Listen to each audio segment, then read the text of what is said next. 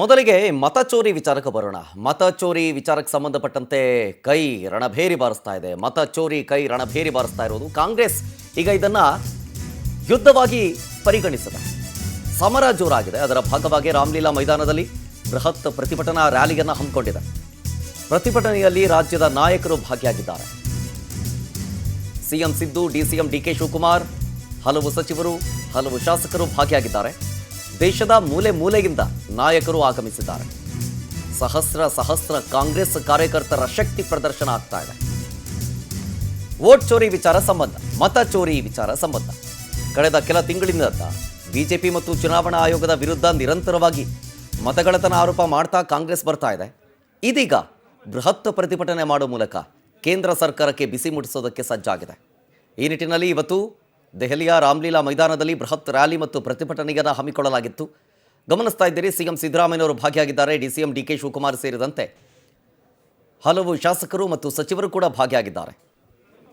ಅದರ ಜೊತೆಗೆ ಅಲ್ಲಿ ಮಲ್ಲಿಕಾರ್ಜುನ ಖರ್ಗೆ ಅವರನ್ನು ನೋಡಬಹುದು. ಲೋಕಸಭೆಯ ವಿಪಕ್ಷ ನಾಯಕ ರಾಹುಲ್ ಗಾಂಧಿ ಅವರು, ಪಕ್ಷದ ಹಿರಿಯ ನಾಯಕರಾದ ಸೋನಿಯಾ ಗಾಂಧಿ ಅವರು, ಪ್ರಿಯಾಂಕಾ ಗಾಂಧಿ ವಾದ್ರಾ ಸೇರಿದಂತೆ ದೇಶದ ಮೂಲೆ ಮೂಲೆಯಿಂದ ಕಾಂಗ್ರೆಸ್ನ ಹಲವು ಗಣ್ಯ ನಾಯಕರು ಭಾಗಿಯಾಗಿದ್ದಾರೆ ಈ ಒಂದು ಪ್ರೊಟೆಸ್ಟ್ನಲ್ಲಿ. ಕರ್ನಾಟಕ ರಾಜ್ಯದ ಮುಖ್ಯಮಂತ್ರಿ ಸಿದ್ದರಾಮಯ್ಯ ಅವರಿದ್ದಾರೆ. ಉಪಮುಖ್ಯಮಂತ್ರಿ ಡಿಕೆ ಶಿವಕುಮಾರ್ ಸೇರಿದಂತೆ 1000ಕ್ಕೂ ಹೆಚ್ಚು ಪಕ್ಷದ ನಾಯಕರು ಈ ಒಂದು ಪ್ರತಿಭಟನೆಯಲ್ಲಿ ಭಾಗಿಯಾಗಿದ್ದಾರೆ. ಆ ವೇದಿಕೆಯನ್ನು ಗಮನಿಸ್ತಾ ಇದ್ದೀರಿ, ಶಕ್ತಿ ಪ್ರದರ್ಶನವನ್ನು ಗಮನಿಸ್ತಾ ಇದ್ದೀರಿ. ಒಂದಷ್ಟು ಉದಾಹರಣೆಗಳನ್ನು ಕೂಡ ಕಾಂಗ್ರೆಸ್ ಮುಂದಿಡ್ತು, ಯಾವ ರೀತಿಯಾಗಿ ಮತಚೋರಿ ಆಗ್ತಾ ಇದೆ ಅಂತ. ಫಾರ್ ಎಕ್ಸಾಂಪಲ್, ಲೋಕಸಭೆ ಚುನಾವಣೆಯ ವೇಳೆ ಕರ್ನಾಟಕದ ಮಹದೇವಪುರ ಕ್ಷೇತ್ರ ಜೊತೆಗೆ ಆಳಂದ ವಿಧಾನಸಭಾ ಕ್ಷೇತ್ರ ಈ ಅಲ್ಲಾದಂತಹ ಮತಚೋರಿ ವಿಚಾರ ಸಂಬಂಧ ಪ್ರಸ್ತಾಪವನ್ನು ಮಾಡಿದ್ರು, ಒಂದಷ್ಟು ಸಾಕ್ಷಿಗಳನ್ನು ಇಟ್ಟು. ಅದಾದ ಮೇಲೆ ದೇಶಾದ್ಯಂತ ಇದೇ ವಿಚಾರವನ್ನು ಪ್ರಸ್ತಾಪ ಮಾಡ್ತಲೇ ಬಂತು. ಈ ಬೆನ್ನಲ್ಲೇ ಡೆಲ್ಲಿಲಿ ಇವತ್ತು ಬೃಹತ್ ಪ್ರತಿಭಟನೆಯನ್ನು ಆಯೋಜಿಸಲಾಗಿತ್ತು. ಅಲ್ಲಿಯೂ ಕೂಡ ಅಷ್ಟೇ, ಕರ್ನಾಟಕದಲ್ಲಿ 2 ಕಡೆಗಳಲ್ಲಿ ಅಂದರೆ ಮಹದೇವಪುರ ಮತ್ತು ಆಳಂದ ವಿಷಯವನ್ನು ಪ್ರಸ್ತಾಪಿಸುವ ಅದೇ ವಿಚಾರವನ್ನು ಪ್ರಸ್ತಾಪ ಮಾಡೋದಕ್ಕೆ ಮುಂದಾಗಿದೆ. ಇದು ನೀವು ಗಮನಿಸ್ತಾ ಇದ್ದಿರೋದು ಕಾಂಗ್ರೆಸ್ ನಾಯಕರು ಫಸ್ಟು ಪಕ್ಷದ ಪ್ರಧಾನ ಕಚೇರಿ ಇಂದಿರಾ ಭವನದಲ್ಲಿ ಜಮಾವಣೆ ಆಗಿದ್ದು. ಅಂದರೆ ಎಲ್ಲರೂ ಸೇರಿದ್ದು ಒಟ್ಟಿಗೆ ಎಲ್ಲ ಸೇರಿದ್ದು ಇಂದಿರಾ ಭವನದಲ್ಲಿ. ಅದಾದಮೇಲೆ ರಾಮಲೀಲಾ ಮೈದಾನಕ್ಕೆ ಮತಚೋರಿ ವಿರುದ್ಧ ಪಕ್ಷ ಈಗಾಗಲೇ ಕರ್ನಾಟಕ 1 ಕೋಟಿಗೂ ಹೆಚ್ಚು ಸೇರಿದಂತೆ ದೇಶವ್ಯಾಪಿ 5.5 ಕೋಟಿ ಜನರಿಂದ ಸಹಿ ಸಂಗ್ರಹ ಕೂಡ ಮಾಡಿದೆ. ಇದು ಇಲ್ಲಿಗೆ ಬಿಟ್ಟರೆ ಆಗೋದಿಲ್ಲ, ದೊಡ್ಡ ಮಟ್ಟದಲ್ಲಿ ಆಗಬೇಕು ಅನ್ನೋ ನಿಟ್ಟಿನಲ್ಲಿ ಈ ಒಂದು ಪ್ರತಿಭಟನೆಯನ್ನು ಹಮ್ಮಿಕೊಂಡಿದ್ದು. ಡೀಟೇಲ್ಸ್ ಕೊಡ್ತಾರೆ ಇನ್ನಷ್ಟು ನಮ್ಮ ಪ್ರತಿನಿಧಿ, ಡೆಲ್ಲಿ ಪ್ರತಿನಿಧಿ ಸಂತೋಷ್ ಹೊಸಹಳ್ಳಿ ಲೈವ್ನಲ್ಲಿ. ಸಂತೋಷ್, ಈ ಪ್ರತಿಭಟನೆ ಈಗ ಯಾವ ಹಂತದಲ್ಲಿದೆ, ಜೊತೆಗೆ ಯಾರ್ಯಾರು ಭಾಗಿಯಾಗಿದ್ದಾರೆ, ಡೆವಲಪ್ಮೆಂಟ್ ಏನೇನಾಗ್ತಾ ಇದೆ?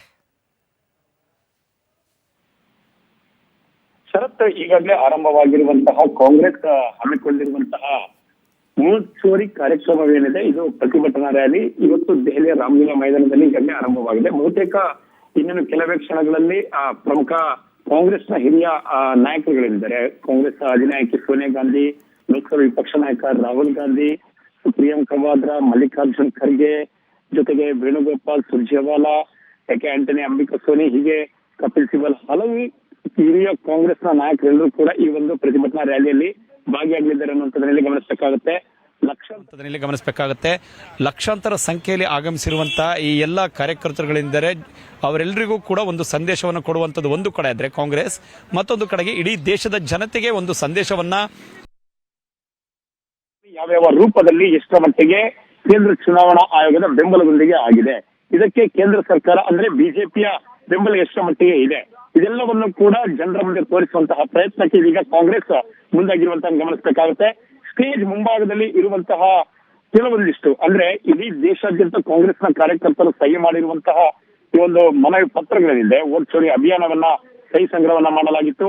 ಅದನ್ನು ಕೂಡ ಮುಖ್ಯ ವೇದಿಕೆಯ ಮುಂಭಾಗದಲ್ಲಿ ಈಗಾಗಲೇ ಇಡಲಾಗಿರುವಂತದ್ದು.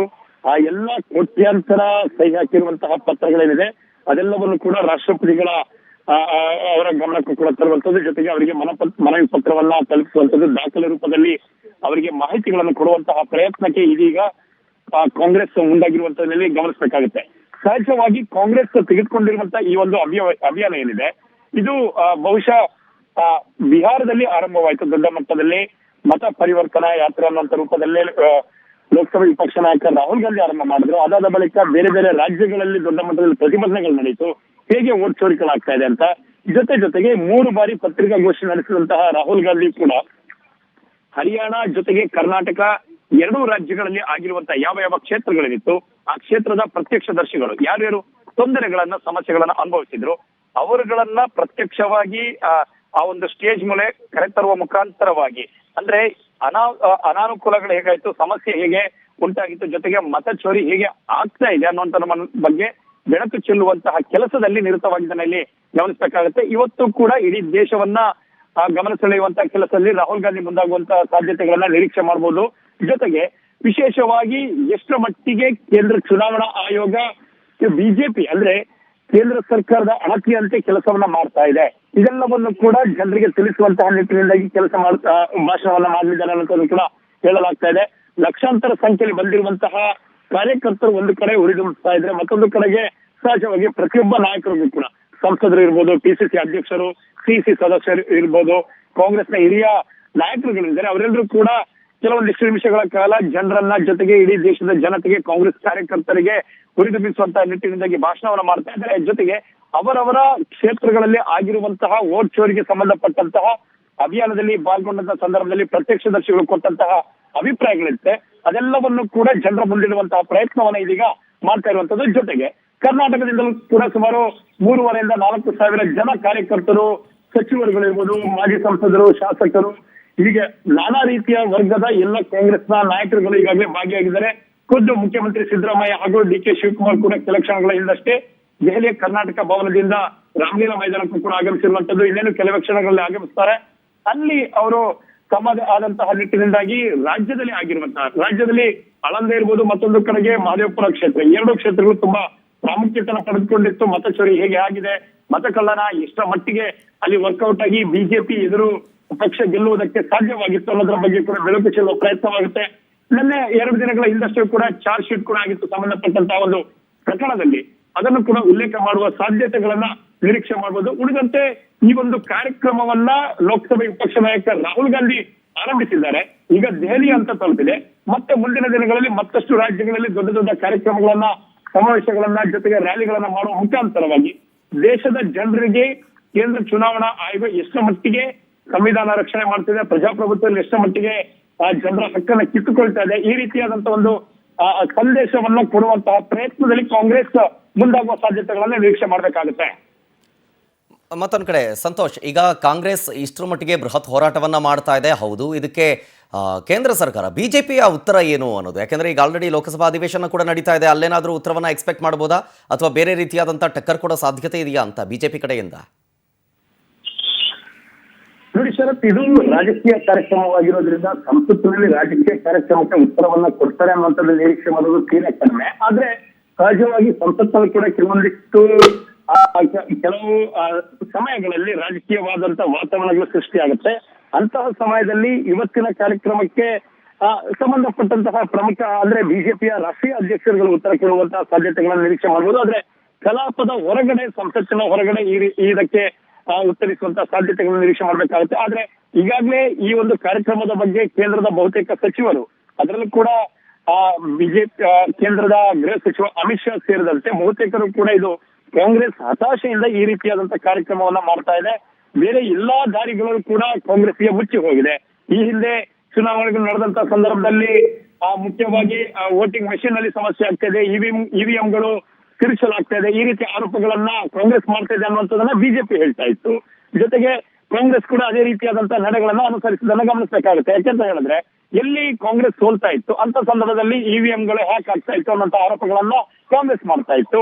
ಅದಾದ ಬಳಿಕ ಕೆಲವೊಂದಿಷ್ಟು ರಾಜ್ಯಗಳಲ್ಲಿ ಕೆಲವೊಂದಿಷ್ಟು ಕಾಂಗ್ರೆಸ್ ಹಾಗೂ ಉಳಿದಂತಹ ಪ್ರಾದೇಶಿಕ ಪಕ್ಷದ ನಾಯಕರ ಮನೆಗಳ ಮೇಲೆ ಇಡಿ ದಾಳಿಗಳಾಗ್ತಾ ಇತ್ತು. ಅಂತ ಸಂದರ್ಭದಲ್ಲೂ ಕೂಡ ಇಡಿ, ಸಿಬಿಐ, ಐಟಿ ಹೀಗೆ ಕೇಂದ್ರದ ತನಿಖಾ ಸಂಸ್ಥೆಗಳ ಮೇಲೆ ಕಾಂಗ್ರೆಸ್ ಹಾಗೂ ಉಳಿದಂತಹ ಪಕ್ಷಗಳು ಬೊಟ್ಟು ಮಾಡಿದ್ದನ್ನ ಇಲ್ಲಿ ಗಮನಿಸಬೇಕಾಗುತ್ತೆ. ಈಗ ಇದೆಲ್ಲವೂ ಕೂಡ ದಾರಿಗಳು ಮುಚ್ಚಿ ಹೋಗಿದೆ ಕಾಂಗ್ರೆಸ್ಗೆ. ಹಾಗಾಗಿ ಉಳಿದಿರುವಂತಹ ಚುನಾವಣಾ ಆಯೋಗದ ಬಗ್ಗೆ ಇದೀಗ ಚಕರ ಎತ್ತುವಂತಹ ಕೆಲಸಕ್ಕೆ ಕಾಂಗ್ರೆಸ್ ಮುಂದಾಗ್ತಾ ಇದೆ ಅನ್ನುವಂತ ಒಂದು ಅಂಶವನ್ನ ಇಟ್ಟುಕೊಂಡು ಕೇಂದ್ರ ಗೃಹ ಸಚಿವ ಅಮಿತ್ ಶಾ ಸೇರಿದಂತೆ ಕೇಂದ್ರದ ಬಹುತೇಕ ಸಚಿವರು ಜೊತೆಗೆ ಉಳಿದಂತಹ ವಕ್ತಾರರು, ಬಿಜೆಪಿಯ ಕೆಲವೊಂದಿಷ್ಟು ನಾಯಕರುಗಳಿದ್ದಾರೆ, ಎಲ್ಲರೂ ಕೂಡ ಹತಾಶೆಯಿಂದ ಕಾಂಗ್ರೆಸ್ ಈ ಕಾರ್ಯಕ್ರಮವನ್ನ ಹಮ್ಮಿಕೊಂಡಿದೆ, ಜೊತೆಗೆ ಪ್ರತಿಭಟನಾ ರ್ಯಾಲಿಯನ್ನ ನಡೆಸ್ತಾ ಇದೆ ದೆಹಲಿಯಲ್ಲಿ ಅನ್ನುವಂತ ಒಂದು ವಾಗ್ದಾನವನ್ನ ಈಗ ನಡೆಸ್ತಾ ಇರುವಂತ ನೆಲೆ ಗಮನಿಸಬೇಕಾಗುತ್ತೆ. ಎಸ್, ಥ್ಯಾಂಕ್ ಯು ಸಂತೋಷ್ ಡೀಟೇಲ್ಸ್ಗಾಗಿ. ನೋಡಿ, ಕಳೆದ ಕೆಲ ತಿಂಗಳುಗಳಿಂದಲೂ ಕೂಡ ಬಿಜೆಪಿ ಮತ್ತು ಚುನಾವಣಾ ಆಯೋಗದ ವಿರುದ್ಧ ನಿರಂತರವಾಗಿ ಕಾಂಗ್ರೆಸ್ ಮತಗಳ್ಳತನದ ಆರೋಪವನ್ನು ಮಾಡ್ತಾ ಬಂದಿದೆ. ಈಗ ಬೃಹತ್ ಪ್ರತಿಭಟನೆಯನ್ನ ಮಾಡೋ ಮೂಲಕ ಕೇಂದ್ರ ಸರ್ಕಾರಕ್ಕೆ ಹೆಂಗಾದ್ರೂ ಮಾಡಿ ಬಿಸಿ ಮುಟ್ಟಿಸಬೇಕು ಅಂತ ಹೇಳಿ ಸಜ್ಜಾಗಿರೋದು. ಅದಕ್ಕೆ ವೇದಿಕೆಯು ಕೂಡ ಸಿದ್ಧವಾಗಿದೆ, ನೋಡ್ತಾ ಇದ್ದೀರಿ. ಬೃಹತ್ ಪ್ರತಿಭಟನೆ ಮಾಡೋ ಮೂಲಕ ಕೇಂದ್ರಕ್ಕೆ ಬಿಸಿ ಮುಟ್ಟಿಸಬೇಕು ಅಂತ ಹೇಳಿ ದೆಹಲಿಯ ರಾಮಲೀಲಾ ಮೈದಾನದಲ್ಲಿ ಬೃಹತ್ ರ್ಯಾಲಿ ಮತ್ತು ಪ್ರತಿಭಟನೆಯನ್ನು ಹಮ್ಮಿಕೊಳ್ಳಲಾಗಿದೆ. ವೇದಿಕೆ ಸಜ್ಜಾಗಿದೆ, ಜನರು ಆಗಮಿಸಿದ್ದಾರೆ. ಈಗಷ್ಟೇ ಹಲವು ನಾಯಕರು ಬರ್ತಾ ಇದ್ದಾರೆ ರಾಮಲೀಲಾ ಮೈದಾನದ ಹತ್ರ.